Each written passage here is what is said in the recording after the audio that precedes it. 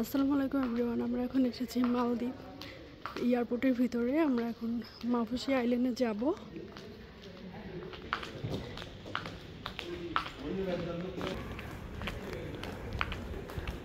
আমরা এখন এয়ারপোর্ট থেকে বের হয়ে যাচ্ছি।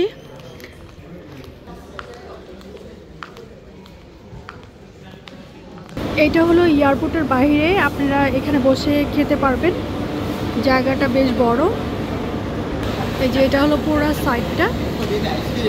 আজকে ওদের নতুন একটা টার্মিনাল চালু করেছে, এর জন্য আমাদের ফ্লাওয়ার দিয়ে বরণ করেছে আর কি। সবার হাতে কিন্তু এরকম ফুল রয়েছে। এই যে খাবারের সবগুলো রয়েছে।